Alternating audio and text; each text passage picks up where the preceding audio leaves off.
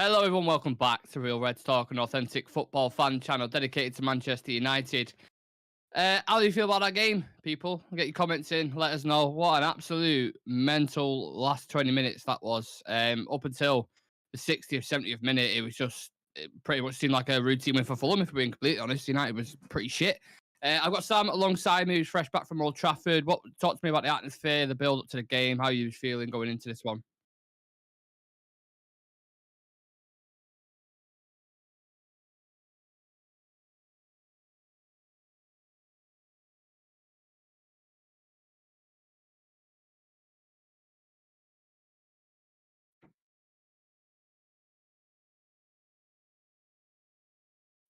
Oh God, yeah, yeah.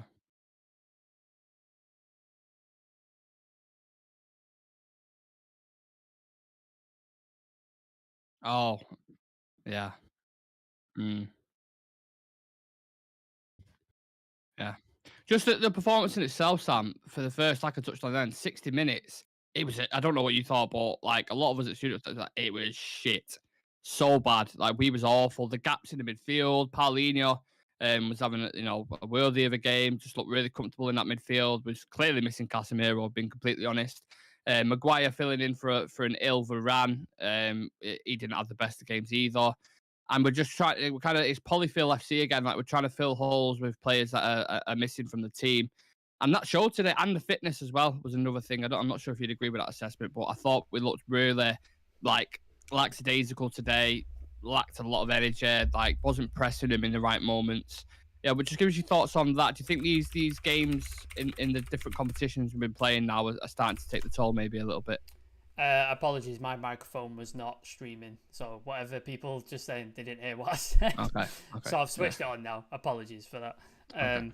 Yeah, I thought, fatigue definitely a factor. Definitely missing Casemiro in that midfield because we just seemed to get cut open repeatedly every time on the transition. It just seemed to be like a common theme. Like they cut through. Yeah. Willian was having a good game, like you said. Paulinho was having all the space and all the ball, and it was just consistently getting cut open. Passing was really bad as well. Passing was just horrific. McTominay losing the ball a lot. Bruno with his Hail Mary passes just not coming off at all. And then should we get on to Maguire now? Because Yeah, let's do it. Let's talk about him. It's a bit like the elephant in the room, to be honest. He got a lot of abuse from what I heard from United fans. I heard it on the screen. Yeah. Well, I didn't hear it. I saw it on the screen, like fans visually thinking. So, what was it like in the stadium? Was it quite loud? People were getting really impatient with him. So he'd get on the ball and then he'd spend, like, I don't know, 20, 30 seconds just dwelling on the ball, looking for a pass. And people would be screaming and shouting at him to move the ball, shift it, pass it forward, pass it out wide on the flanks. And then he'd just go backwards or sideways and people would lose the shit. And it was happening time and time and time again. And people, each time he got on the ball, the time that he got on it before people started losing their stuff got shorter and shorter. So he was just getting a lot of dog's abuse every time he was getting on the ball, and he's just so slow. He's like there was a moment, I think there was a free kick that we gave away on the edge of the box, and he bumbled in and grabbed hold of the player and yanked him down. It's just like he's too slow. He can't catch him. He's not catching him. So he has to foul them. And you know what I noticed as well? I said this during the thing. I felt like Lissandro was doing a lot of covering for him in areas. I saw him on the right side a lot, like covering his ass, and you could just tell he doesn't like playing next to him. Varane, you get a very astute, solid 7 out of 10, 8 out of 10 every single game. So it's very Lissandro's like it's kind of you don't have to think about it. The amount of times we spoke about Luke Shaw, where he's played with him, and you have it's what's the word I'm looking for? He's unreliable. He's always consequences whenever you play with him. And to be fair, in fairness to before we kicked off, I was saying like he gets a lot of pelters, Harry Maguire, but I thought he had a decent performance against Real Betis. I know he was 4-1 up or whatever, and I know he was basically already through. I thought he was decent, so I was like, well, maybe we can show that again, or he's got a bit of confidence from that, and he was just shit again. And it goes back to the spine. It was like the spine under Ollie again, like the McTominay Maguire there. The difference, the drop off. From Varane and Casemiro in there, it's just fucking miles apart.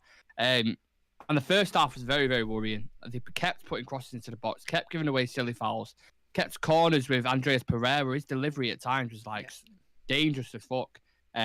So you go in the first half, you kind of feel like you want you want a reaction in it. Like, yeah, we've had a bad first half. This happens sometimes. We come out the second half firing, but that didn't happen either. And Mitrovic gets his goal. What angle do you see that from? So I'm in the Sir Alex Ferguson stand on the second tier, right on the halfway line, so I can see pretty much everything on the pitch, but obviously detail I can't because I'm quite far away. So it's on your left hand side, to the the left, right, to the left of me. So ball went in, and then it was just like, and it went goes in. Mitrovic scores, and I couldn't tell who scored because it seemed like there was a lot of bodies in the way, clustered.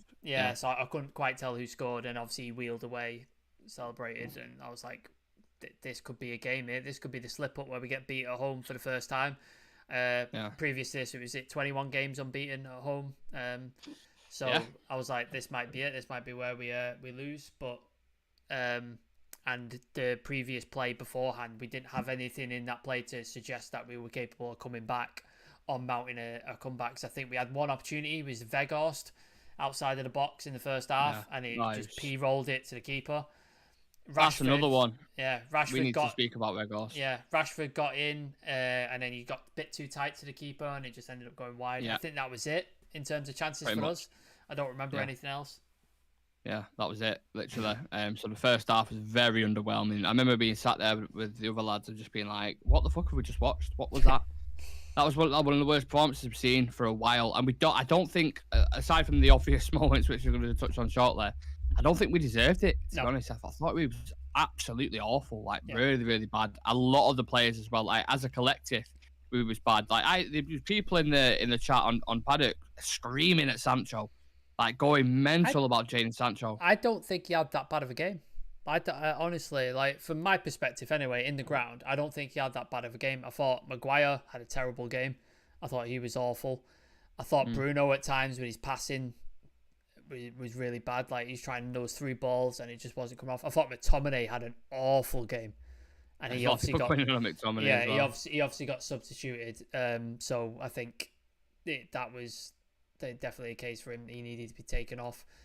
But Sancho, I don't think he was fantastic. He got on the ball, made some good touches, good passing, got into good positions and stuff. I don't think he's back to the full Sancho yet. I think we'll probably see next season if we do see it. I fucking hope so. But I don't think he was as bad as what you're saying.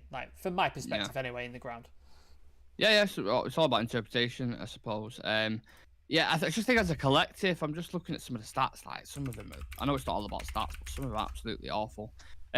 We'll touch on the main thing, basically the thing that why we won. The whole absolute debacle, spark of fuck knows where it's come from. I think Sancho kind of caused that as well. So hand in hand, you have Sancho's on the left hand side. He cuts in, he chops and changes it a couple of times, gets through on goal. Waits a little bit too long for my liking, but then gets a shot in. Willian blocks it off the line. I originally thought, and I'm sure you said off camera then yourself, that you couldn't really see from where you was at. Was it obvious to you? It's sort of because he had his back to me. Yeah. And I saw him lean like this, and then the ball sort of came here. So I was like, has that gone up off his thigh onto his arm, or has that hit his hip or something? And of course, you guys don't get a replay, do you, in the stadium? So I wasn't sure. Every single player was screaming for it, and 3/4 of the crowd that could see was screaming for it as well. So I was like, this must be handball because everybody's losing their shit. And then if you want to go into what happened afterwards, my word. I was watching. I was watching it, and I didn't even notice. I didn't notice he used his hand. I just thought he cleared it off with his thigh, and it was gone out for a corner. But then I looked to the reaction of the crowd behind the net, and they was all screaming, going mental. I was like, what's going on here? And I don't think the other two lads who were sat with at the time spotted it either. So it was right, let's just see what's going on here because they're digging through bits. And you see, this ref's just chucking cards up like it's fucking, it's, a magician show. It was mental, absolutely mental. I don't know what order it happened. I think what happened was, from my perspective, he handballed it, that everybody was shouting for it, and people were going off. United players were screaming at the ref. Fulham players were trying to get involved. He gets called over to check the VAR, goes over, checks it, and he steps away, and he looks like he's going to go and call it, and everybody starts cheering, and then he goes back to the monitor for a little minute, and he looks at it again, and he's there for another for 3 minutes. He's there waiting. I mean, he's definitely handballed it, I know. You can see when you're on the I don't know if you watched it. I've not seen the replay yet. He leans into it like that to clear it off, so it's obvious. It was always going to be a red. He comes back and that penalty. The whole time I was watching Bruno. Bruno's taking the ball and he's walked off into a corner because obviously he doesn't want to be Fulham players going at him and stuff. And Anthony stood on the penalty spot protecting it so nobody scuffs it. They all put a little guard of thing around it. So he was just stood on the penalty spot anytime when Fulham player was fuck off, go away. Yeah. And then Mitrovic lost. I think he sent Willian off, and then Mitrovic just. I don't get why he lost his shit. I don't get why he was so fuming with it. No. He marched up to he was over here, and he marched up to the halfway line where the ref was, right over to him.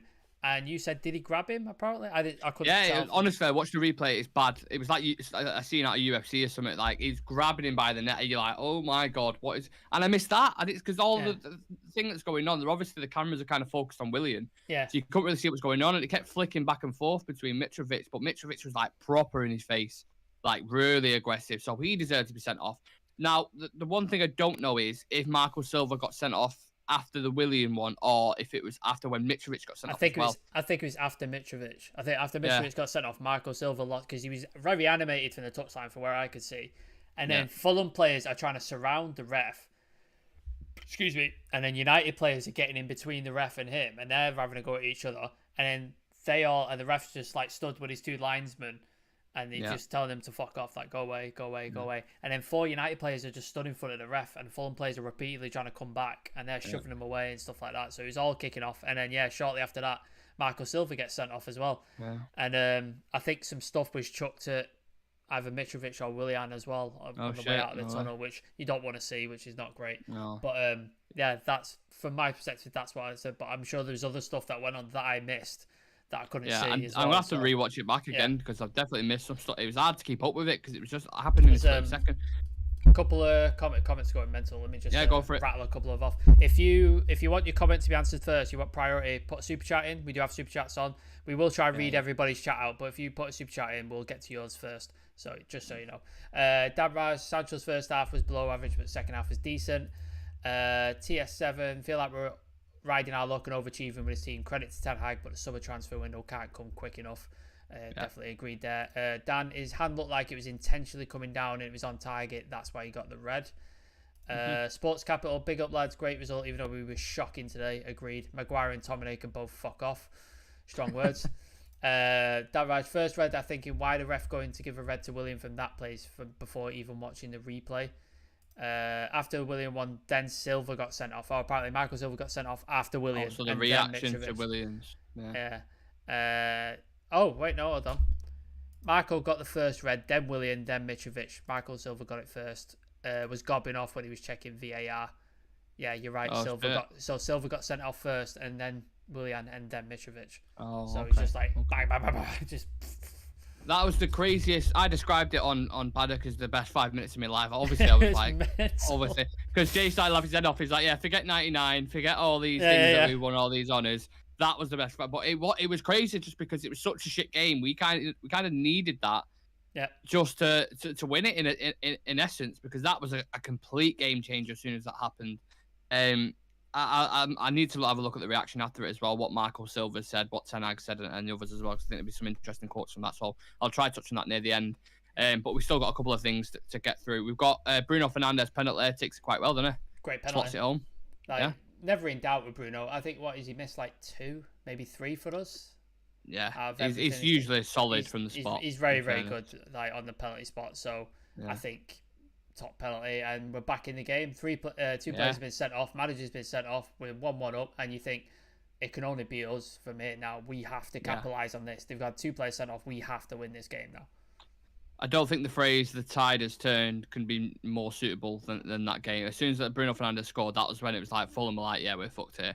We were 9 men. There was gaps opening everywhere. Sancho started. The reason, I think it was Dan before who put Sancho had a great second half. I think the reason why he had a good second half, in fairness, was because there was 9 men on the pitch. There was space on the pitch. There was just space to work with. I think that was the case. Bruno as well. Bruno came to life. Exactly. I agree.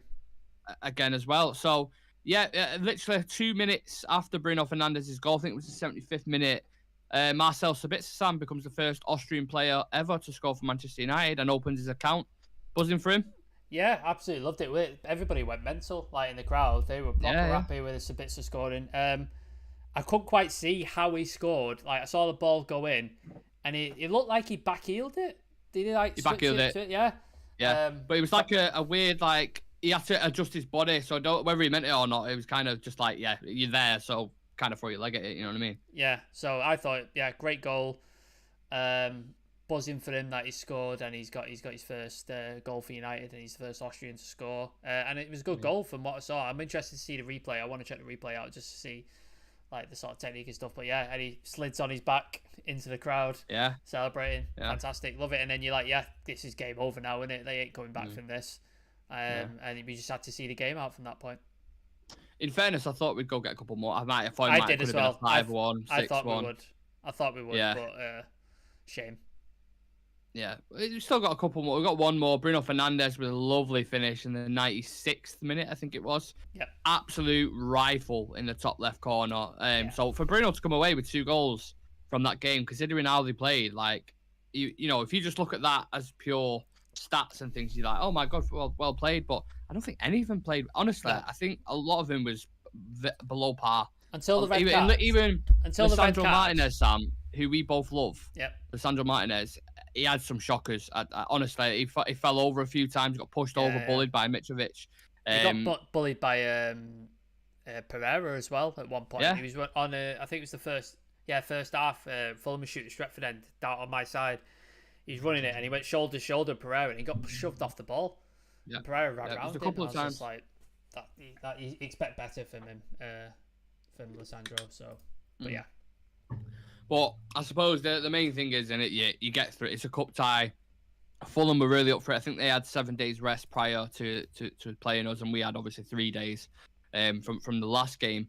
So it was always going to be a case of Fulham pressing hard, you know, looking to take their opportunities. And it was the better team in that game. I don't care what any United fan says there was until that moment happened. And it definitely was. But we're through. You know who I know who we got, but I'm curious. Do you know who we got in the semi-final? Have they done the draw already? Yeah. Have we got City? We got Brighton. Ooh.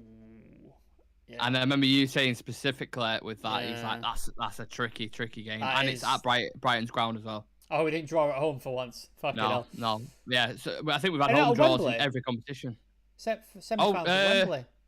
Oh, yeah, you're right. It's Wembley. Yeah, ignore me. I don't know what I'm on about. Why am I thinking? I think it's because I saw it on the thing. It was Brighton first and then United on the second half. It's Wembley. Absolutely ignore me. I'm talking shit. So yeah, Brighton at Wembley doing really good under Zerbi, I think the manager's name is. Yeah. They beat Grimsby 5-0. Obviously, City beat Burnley 6 or 7-0, whatever it was. And then I think Blackburn, Sheffield. I'd have to check the Sheffield United 3-2. 3-2, I think. He scored like 2 in like the last couple of minutes or something along the lines of that. I think it was. So yeah, let me just double check that because I don't want to get that wrong. I think it was 3-2. I think. FA Cup results. Because it was chatting about it before that the result in the game. Yeah, Sheffield won 3-2. Yeah. In the thing, yeah. So yeah, Sheffield against City, and then United against Brighton. How do we feel about that? A potential Manchester derby in the final. Yeah, I don't like Brighton. I don't like Brighton as a team. I don't like facing Brighton because I think that's the trickiest tie. Obviously, with City, when you play City, it could go either way, couldn't it? Like, it's Manchester United and Manchester City. Yeah. Form goes out the window, plays it just becomes a derby at that point, even at Wembley. So I would have been more up for that. Obviously, Sheffield United, no sort of shade to Sheffield United. But I think we could beat Sheffield United. We should be able to beat them. But then, yeah, Brighton's a problem, man. What are they, 7th, 8th in the league at the minute? I think, yeah, might be even higher than that. I'm not sure. We've got some really interesting players in there. Mitoma, McAllister, Sonny March is doing really, really well as well. And that De Zerbi, the manager, is really good. So, yeah, really tricky time, man. Really, really tricky. Like, we have to be... If we play like that against Brighton, we'll go out. We ain't doing anything. Yeah. So, we need to play a lot better. Brighton are much more competent on the ball as well. They'll expose that space. Yeah. Would you have preferred to get City in the semis or final? I mean, I suppose the majesty is the final, isn't it? Beating City in the final for a cup. Yeah. That's the majesty, that's the romance and stuff like that. But if you can knock them out in the semi-final and then get a Brighton or a Sheffield United in the final, it's an easier game. I say that with quotation marks, but yeah. But I suppose the romance is nice if we get City in the final. I'm sure Ten Hag would relish that as well. Yeah, absolutely. Right, should we do the ratings then? Yeah. Adam is in the chat. 7 games away from a treble. I don't think we're getting I don't think a treble's on the cards, mate. But you never know. I don't know if they come revitalised back from that international break and they look fresh and fit again. Then, to be honest, I remember Jay was saying in the watch along. He was saying, "I just do what Fergie did when he said certain players was injured. Pull them out of international. Yeah, just pull them out. Yeah. Just let them have 2 weeks off. Fuck the internationals, the friendlies. It's not worth it. Just focus on your club. Say you've got, I don't know, an ingrowing toenail or some shit. I don't know. Can I just say as well? What the fuck does Tomori have to do to get in this England team? Yeah. What does he have to do? What does he have to do? I mean, you cannot keep picking Maguire the way he's playing at the minute. Like he's been awful. He was bad today as well, which we've already spoken on. So let's do player ratings then. De Gea, we say this every single fucking week, right? First and foremost, he put in, I think, 2 or 3 unbelievable saves. Yeah. Unbelievable saves. Honestly, when you watch him on the replay, it's like, how the fuck did he make that? I think it was one specifically from a header that was going right in the top corner. Yeah, and he sort of just... Yeah, just clawed it out. There was another one as well where there was a shot and it was curling towards the right-hand post and he tipped it round the post. And that's another one. Yeah. So, full credit for that. But again, I hate to bore you guys to death, but his distribution was shit again. So many times playing it out from the back. There was a point where he could have come and claimed it in the box as well, and he was stuck to his line, just did not move whatsoever. So this is something that's just an ongoing discussion now, constantly. It's hard to give someone a rating when they make such fantastic saves like that, but then he's got that little like irritable side of his game where he just cannot. He doesn't seem to be improving on that. It just seems to be a reoccurring thing every single week. It's like Fred, isn't it? It's like one side really, really fucking good, and then the other side absolutely abysmal, and you just like, I don't know where to put him because you have these 2 opposing faces. It's just I think we have to give him a slightly higher rating because of the saves. I think so. I was going to say that. Yeah, I think we'll be generous and say because the saves he made was unbelievable, and only a caliber of his kind can make that. I'd go with a B. I'd go with a B plus. That would be okay. Yeah, let's go with that. What about you? No, I would have gone for a B personally, but I'm happy to give him a B plus. I don't mind. I'm just trying to get me thingies up now. So Adam is giving De Gea an A-. Distribution might be bad, but he kept us in the game. The quality of the saves. That's what we're saying, man. Like, you can't deny the quality of the saves. It was unreal. Yeah. I know there'll be a lot going on social media and stuff and about De Gea tonight. I just know for a fact that he did that, but then he did this, and it's like it's a constant tug of war in your head. So I'll go. I think De Gea B plus is a fair rating for him. Aaron Wan-Bissaka, thoughts on his performance? Again, did some really good things, getting forward, some overlaps, some decent passing. His forward game has improved. Like, he has improved that under Ten Hag. Sure. I think that's really nice to see. And I'm glad that he's doing that. His positioning sometimes, his positioning still needs working on. A couple of those corners, and then when they had a couple of free kicks around, he was letting his man go, and they were getting in back posts and stuff like that. So that's got to be worked on. At C plus, is that too harsh? Do you think? That's what I've written down. C plus for Wan-Bissaka. Yeah, I thought he was all right. He's clearly the favoured right back in now over Diego Dalot. I think that's clear. On form, and the thing is with Wan-Bissaka, and the same thing with wingers, is whatever winger it is, they've always got a new partner in front of them, so it's hard to build that relationship and that stability when you constantly chopping and changing. It just needs a full 6 months of 2 players playing together in most games, and they start realising patterns. Then thought Anthony, when he came on, helped Wan-Bissaka out a bit as well, because that right side was just, I didn't see much from it, to be honest. But he got forward, he did well, he did defensive duties, so we'll give him a C plus. Harry Maguire. I know there's an agenda out for Maguire. Like, there's certain people who've got an agenda. I'm not one of them. With Maguire, I don't think he's good enough for Manchester United. I think his quality is not what we need, and I think the system that we play doesn't suit him as a player either. So I think they go against him. So then he just get continually exposed every game he plays. He's not quick enough. He's passing. He's dwelling on the ball, etc., and he just gets exposed. Which, it's not his fault really, because that's not his game. But then when you pay 80 million for a player, you expect to be able to adapt, to change the systems, to be able to do things and improve, and he hasn't. And I just think he needs to leave the club and go play for somebody else that fits more of his system. D plus. Can I give him a D plus? Yeah, absolutely. I think I'd probably agree with that as well. But we was talking about Andreas Pereira and why it didn't work out at United, and saying sometimes it's just like players, United's not at their level. They have to take a step down and then have a club that appreciate him a bit more in order for him to flourish. You saw that with Andreas Pereira. I think the same thing needs to happen with Maguire. I think maybe the same thing needs to happen with Scott McTominay. I think they can still do a very important job for teams. They just it's not at United. I think it's not at Manchester United. I think Maguire at a Villa, a Brighton, a Wolves, etc. I think he'd be a great first team player.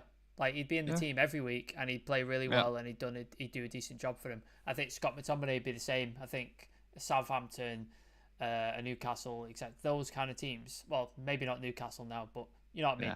Like Crystal Palace, for example. Those kind of teams. Scott McTominay fit in really well. Be a decent player for them. Play week in, week out. Probably be a fan favourite as well. So I just think we need to shift these players on in the summer. I think these are the players that need to sort of move on in the summer. You notice the flaws when as soon as Ten Hag came in, you're playing this proactive, positive football on the front foot, keep a high line. It just goes against everything Maguire is about. Yeah. When you're at a team like Villa, Crystal Palace, any other teams like this, you're constantly playing, basically you're out of possession and your back's to the wall. Also, you just deal low. You just have to, literally, when you're at Villa, it's like, deal with the cross, get the ball, give it to the you camped on your 18-yard box, aren't you, essentially? That's what I'm saying. So I would agree with that. Maguire D+. Lisandro Martinez, even though he had a bit of it wasn't a great day at the office for him. He did some nice things. He's always great on the ball in possession, and but a lot of his duels he did lose. I did notice that. We touched on it with Andreas Pereira and Mitrovic. So it wasn't the best day at the office for Lisandro. But even considering all things, I would still probably give him a C. Just an average C for me today. I'd probably give him a C+, because some of his passing was really good. Especially when Maguire would get the ball, dwell on it, wait, crowd would lose the shit. He'd then give it to Wan-Bissaka or give it to Lisandro, who then would drive forward with the ball and start an attack. Whereas just Maguire didn't do any of that. So I think I would give him a C+, but I'm not going to argue. If you want to give him a C, it's fine. I just pulled a couple of his stats up here. I'm obviously not going to do it with every player, but I was interested to see what Lisandro put. So clearances 3, tackles 2, dribbled past once, 91% pass accuracy, 5 out of 8 long balls, 3 out of 5 ground duels, and then 1 out of 3 aerial duels. So it was slightly better than average. Let's say, for example, I'll let the stats determine that one. We'll go C+ on that. Luke Shaw, and I don't know, average, just a C. I don't think he needs to touch much more on that. It wasn't amazing, but wasn't dreadful. Didn't let anyone go, but didn't really create much either. Like, we've seen free kicks, corners, his crossing ability, that wasn't on display today, at all. So. Yeah, wasn't overlapping a lot either. Some of his first instinctive passes, I remember Rashford got in a good few times just from him thinking ahead of the curve and playing it in. But apart from that, there wasn't much going forward from Shaw. So we'll just leave it with a C. Scott McTominay, I think probably in the same. I don't think maybe as in my personal opinion, I don't think it's as bad as Maguire, but I'd probably give him a C- because there was a lot of back and forth with this in the chat, saying like he's doing good things defensive flair, but then he doesn't show for the ball. He hides behind people, and sometimes when you need to play that first time pass like Casemiro does so frequently, he doesn't do that either. So he's very limited. We know what we get with Scott McTominay. I would give him a C-, but you might go lower. I don't know. No, I'll go with C- because I don't think he was as bad as Maguire, but he didn't have a good game at all, and obviously got substituted, and I think we improved after he got substituted. I think the midfield got a little bit better. I just think, again, he's another player that probably needs to move on in the summer. I like the guy. I think he's really, really passionate about Manchester United, and he's played well at times for us, but I just don't think the quality's there. Yeah, absolutely. C- for Scotty to Horty. Sabitzer gets his first goal for the club, quite tidy in possession. I didn't see any glaring errors from him, anything that worried me. But again, not like a sparkling performance. Like, oh my God, like, stand up, take notice. Yeah. I'd just say above average, I'd give him a C+. Maybe push up to a B- if you want for a goal. Yeah, I'd probably go to B- because he got the goal. I thought he was solid in possession, some good passing. Yeah. He was really good pressing. He was fucking running all over the pitch. Like, he was backwards and forwards. Like, his fucking energy was like off the charts. So I thought he put a massive effort in, got goals, some decent passes. So yeah, I'd give him a B-. I think he was good for it. Okay. Bruno Fernandes naturally scored 2 goals. Excuse me. You would on any other thing just looking at it from an first outside. 70 minutes C-. Yeah, he weren't great. Yeah. But then the 2 goals, naturally, the penalty's huge, and then the goal at the end, just fantastic finish. It's hard for me to give him a good rating just because of the 2 goals, because I thought his game overall was pretty shit. So I ain't going to be too kind with Bruno Fernandes today. I'll just give him, well, I don't even know, C+, maybe. I don't know. I'll go with C+. Like, I was gonna, if he carried on the performance that he was doing up until the sending offs, I probably would have given him a D, because I thought he was poor. He was piss poor. And then after, obviously, the space opened up when they lost 2 players, he came to life and started being able to play. Scored the penalty, scored the final goal. So yeah, I think that probably cranks him up to a C+. Yeah, I think what people have to remember with this is the last 20 minutes, Fulham had 9 players on the pitch, and no manager. The manager, no manager. The attacking players are going to get a lot of joy from that, and they're going to look much better. Don't forget how they performed up until the 70th. A lot of them wasn't great. I'm going to touch on the attackers now. A lot of talking points. I thought all 3, Sancho, Weghorst, and Rashford, were underwhelming today. Didn't think it was great at all. Whether you'd give him the same rating or not, I don't know. Sancho came a little bit more to life. He obviously made the whole situation with Willian happen. Took a little bit too long on it for me personally. I felt like he could have slotted it home. Had some nice touches, some nice passes, but also give it away quite a lot as well. So I don't know. People in the chat, please talk to me. What would you give Jadon Sancho as a rating? I have no idea. I'll let you take that, Sam. I'd probably give him a C+, because I think, like, up until that point, he was a C-. He was not great, but not awful. But then, came to life, sort of getting touches on the ball, caused the penalty, and then obviously had the space to work his magic, and I thought it was a lot better from there on. So I'd probably give him a C+. That'd be mine. I'd go to C, but we'll give him a C+. Let's do that. Weghorst, I don't know whether we start with Weghorst. Like, as someone put before, but he runs about everywhere. And like, could you imagine that someone saying that to Ruud van Nistelrooy or Rooney or someone like just saying like, Kane. Yeah, he's really good at running around. Yeah, we've got so many players who run around. Doesn't mean It doesn't fuck all. That's Ollie. That's Ollie tactic. That's what that is. Yeah, he's got loads of energy. Great lad. Great eye. Yeah. It means fuck all if he doesn't put the ball in the back of the net. I'm sorry, but he's a striker. He needs to finish. And that opportunity you touched on before, Sam, in the first half, where it's just he's such a shit shot. Like, he get a great touch to put onto his left, and it's just like a glorified pass back. Yeah. The keeper couldn't have asked for a better ball to receive from a striker. Exactly. Like, honest to God, like, I've seen pass backs from defenders worse than that. Like, it was just, it was terrible. I don't think he was as bad as Maguire, but I would give him a C-. The same range as Scott McTominay. Again, we could talk about his endeavour, his effort, what he does for the team. He's off the ball, all fantastic, really, really appreciated and good. But he's a fucking number 9 at the end of the day. Has to score. And he's got how many goals? How many games he's played? 15, 16 games? It's something like that, yeah. And what 2 goals? Not good and enough. He's awful in the air. Like, I remember De Gea, he kept getting passed back to De Gea. Fulham would press the life out of us, so De Gea would go long. But you're going long to a guy for 6'6" who's shit in the air. He cannot win a header. So they kept recycling possession, and then they would come back at us again. I'm just looking at, again, some of his stats there. Dribble attempts, 2 out of 2, but shots on target, 2. I mean, 3 out of 6 ground duels, 2 out of 3. It's just like, I want more from a striker. I need more he's- goals. You look. Do you know what the annoying thing is? You look at Erling Haaland for Man City, bagging back-to-back hat tricks, scoring 4-5 goals Champions League. But Haaland's just not involved in the game half the time either. Exactly. Like, doesn't do anything. Yeah, like Weghorst seems to be more involved, but doing less near like the top of the pitch. And I know it sounds quite harsh to compare Haaland to Weghorst. I understand it. One's from Besiktas on loan, or Burnley, whatever you want to say.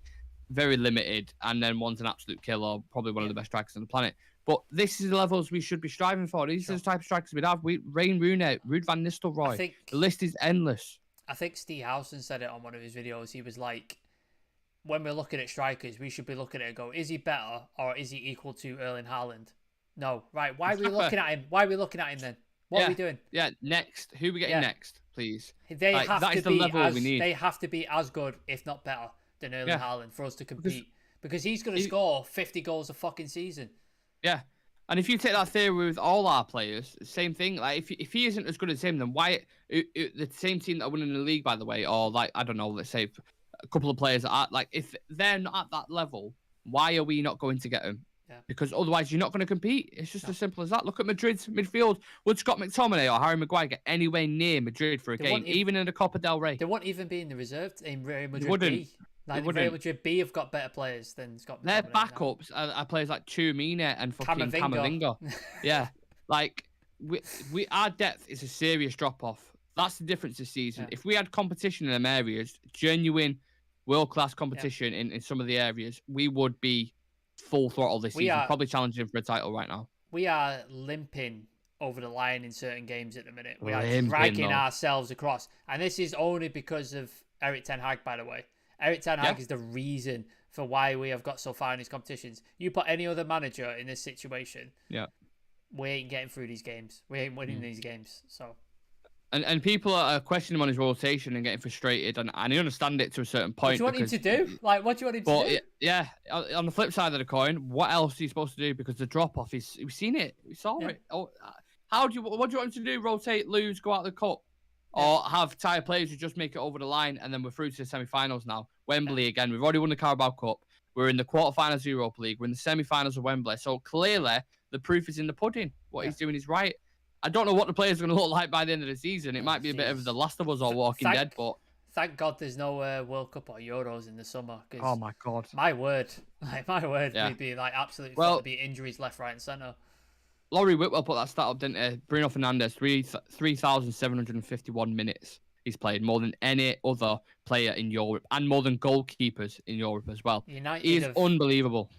United have played more games than any team in Europe. We played 42 games, and it's fucking March. And it's taking the toll. It is taking the toll. It's a worry. It's out there. But yeah, let's rate the last player, Marcus Rashford. Underwhelming for me. He put in a typical Marcus Rashford performance, but he always gets a goal, doesn't he? So you kind of you're like, well, he's done his job, he's scored, he's continued his run, but I don't know if something's up with him, if he had a bit of a knock, like he didn't look himself today. He was limping a little bit at times, so he's clearly feeling the fatigue. He's been much like Bruno Fernandes, playing a lot of games, been a very important player for us. I don't want to be too harsh with him because it's one of them. So I don't know. C, just give him average C. Yeah, C minus. I'd agree with that. He definitely looks tired. Definitely doesn't look quite as sharp as he did like a few weeks ago. He's losing the ball a little bit too much. His touch isn't quite there, and he's probably gonna have to play more games as well because Garnacho's out. We haven't got a backup. Exactly. So we're in this position now. So unless Sancho suddenly comes to form and you can replace him, but he's well, you're thinking, if you can get, I know this is, wishing on a star or whatever before people say it, but if you can get Martial back, that could be a potential rotation because he can play on the left-hand side and he can interchange. So maybe that's something they can look at. But aside from that, Palestri's more of a right-hand-sided player. Anthony's a right-hand-sided player. Sancho, I don't even know where the manager wants to play him at the minute. He's all over the shop. Yeah. But that is a worry that we play Marcus into the ground again. Yeah. I don't want to see that. So hopefully he gets a rest. Hopefully he don't play too many minutes for England and he can get back and look fresh. Hopefully Southgate treats him like he did in the World Cup and just sits him on the bench and he doesn't play. That'd be great. Yeah. That'd be perfect. That's what I'd be doing. I'd be looking at it now as a player for United and I'd be like, look, what's more important? Friendlies for England or potential more trophies for United. Just saying. That's how I'd be looking at it. Yeah, Absolutely. Judging off the ratings that we've given, Sam, De Gea is man of the match. Should we go with that? I mean, it's hard to pick out of the performance that we had in it, but I go with De Gea or Sabitzer. One of them two. Okay. But I'm happy to go with De Gea. We'll go with De Gea. Yeah. Just for the saves, the pure saves he's made. Like, obviously, Sabitzer scored, but the 3 or 4 saves De Gea made really kept us in the game and we could have been out. So, yeah, it's not without, like, you know, we joke about these ratings saying B+, but more to improve. Like, he needs to improve on his other side of the game. Whether it'll happen or not, I don't know. Maybe that's a discussion for another day. Whether he's here next season or not is... Well, that's it, isn't it? Yeah, that's it. Yeah, thank you for tuning in, guys. Really appreciate it. We're through. It's Wembley again, semi-finals against Brighton, and then a potential Manchester City game in the final. Manchester derby, I should say, in the final. And the international break is upon us, so look out for different things these next couple of weeks. We'll be going on other people's channels and having people on and guests and doing little bits of different content that we can't usually do. Some fun stuff, because usually it's the previews, watch-alongs, etc. Games every 3 days. Like, the schedule's been ridiculous. So these next 2 weeks should be fun, slightly different, change of things. And yeah, like, follow us on socials, Real Reds Talk, Instagram, Twitter, TikTok, and subscribe to the channel. Make sure you smash a like on the video. Sam, anything else to add before we go? No, shout out to Jay Motti and the whole of Stretford Paddock for having Nick on today. If you didn't check it out, I saw the first 20 minutes. I thought you did a fantastic job, and I thought Jay is probably one of the most generous people I've ever met. What a legend. The stuff he's helped us with and stuff he's done for us, even behind the scenes, I think I can't say enough good things about him. Hopefully that's more to come. Hopefully we get Jay back on the channel. I'm sure we will, and hopefully one of us, if not both of us, will get back on Stretford Paddock as well. So I think Jonathan Schrager might be going on as well over an international break as well. So we'll get some. We'll try to get some ITK news out of him. Just a very quick one. You just reminded me there. Big up to Jay Motti, because people don't see things that go on behind closed doors. You don't have to invite me into the studio. Don't have to, come on our channel. Don't have to do a lot of things that he's done. He's really, really helped us out. So thank you so much for that. And the opportunities you've been giving us has been amazing. Big up yourself, and I'm sure we'll be seeing you again shortly. Shout out to Shreyas for holding down the fort on the watch along. Yesterday. For the thing. He's probably asleep now because Palestri's not playing. So I appreciate him holding down the fort on the watch along, because I was at the game. Nick was on paddock, so he filled in the spot. So appreciate Shreyas for that. And we appreciate you all for tuning in. So take care of yourselves. Enjoy the rest of your Sunday, and we will see. The schedule will be out tomorrow, so you'll know what content's coming for you guys. Peace.